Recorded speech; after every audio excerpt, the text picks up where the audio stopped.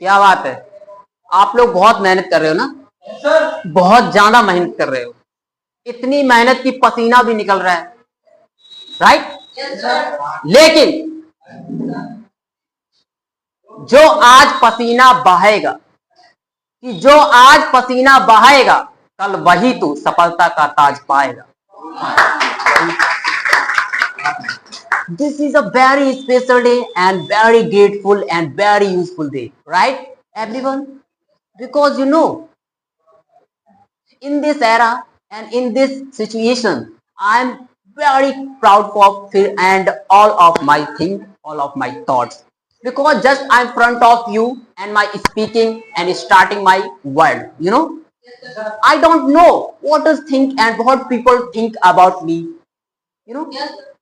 What many people think about me, these people is not proper good and not deserve it in this era.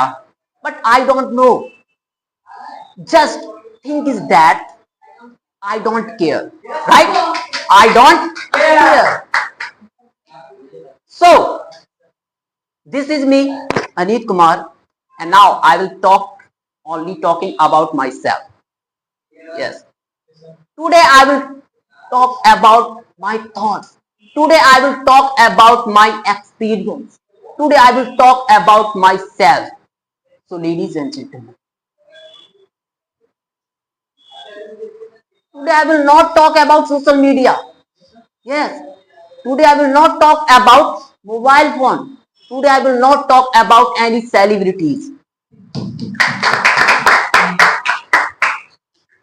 Today I will just only talk about myself. Yes. Today I will just only talk about myself just in front of you on this stage. And my confidence and my experience and my thoughts. So ladies and gentlemen, I have a one story. So today I want to share a one story to all of you, to front of you. And first of all, I would ask, and first of all, I would tell you that our native language Hindi, right? Our native language is Hindi. So this story in a simple way in Hindi. So listen everyone. क्या होता है कि मुसीबतों तो हर किसी की life में आती है ना, प्रॉब्लम तो हर किसी की लाइफ में। अगर आप लाइफ में आगे बढ़ना चाहते हो तो प्रॉब्लम को क्रिएट करना है, क्रिएट होती है उनसे निकलना है, राइट? तो इस स्टोरी के माध्यम से मैं आपको बताना चाहता हूं, घबराना नहीं है, कि घबराना नहीं है बच्चों।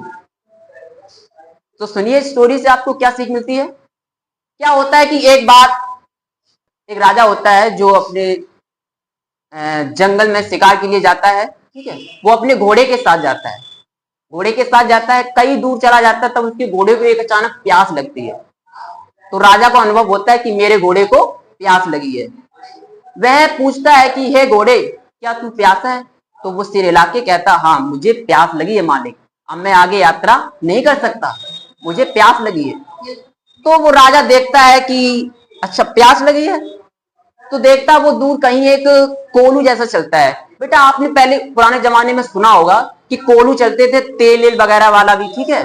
तो वैसे ही कोलू एक चलता था, वाटर जो पानी था, कुएं से पानी निकालता। वो कौन निकाल रहा था? बैल ही निकाल रहा था। अब वो जो बैल पानी निकाल रहा था वो बहुत आवाज कर रहा था। एक्चुअली जो पानी निकलता है तो वो आवाज तो करेगा ही, ठीक है। तो वो आवाज इतनी कर रहा था कि घोड़ा डिस्टर्ब हो रहा था, घोड़ा परेशान हो रहा था। हालांकि उसे प्यास भी लगी है, उसे अपनी प्यास बुझानी है, लेकिन आवाज की वजह से वो पानी पीने से इनकार करता है। मैं पानी नहीं पी पाऊंगा महाराज, ये बहुत आवाज करता है, मैं डरता हूं। उस ऐसे घोड़े ने अपने राजा से बोला। तो राजा ने कहा नहीं भाई, अगर तुमको अपनी प्यास बुझानी है, आपकी प्यास ही आपकी सफलता है। अगर आपको आपकी सफलता तक पहुंचना है तो आप इसी खटपट में अपनी प्यास बुझाइए, इस आवाज में अपनी प्यास बुझाइए। तो घोड़ा कई बार प्रयास करता है, तो एक बार उसे समझ आ जाता है कि ये खटपट जो है ना, ये दिक्कत जो है ना, क्या है, क्योंकि मुझे मेरी अपनी सफलता तक पहुंचना है, मुझे अपनी प्यास बुझानी है। तो एक टाइम वह घोड़ा प्यास को बुझा लेता है, उस पानी पी करके अपनी प्यास को बुझा लेता है। तो इस कहानी से हमें क्या सीख मिलती है मैं ज्यादा ओवर लेके नहीं जाऊंगा, डायरेक्ट आपको बताता हूं कि तो जो हमारे जीवन में जो परेशानियां हैं, जो दिक्कतें, जो प्रॉब्लम्स हैं, ठीक है, तो इन पर ज्यादा ध्यान मत दो, ठीक है, इन पर ज्यादा ध्यान ना दो। तो वैसे ही घोड़े की तरह आप भी एक अपनी प्यास बुझाइए, आप अपने मंजिल तक पहुंचिए। इस कहानी से मैं यही सीखी। So this story I would share with you. I hope you understand this story and we will met full confidence and write one thoughts. Any कुछ भी आप लोगों ने सीखा हो तो अपने जीवन में उतारिए। Thank you.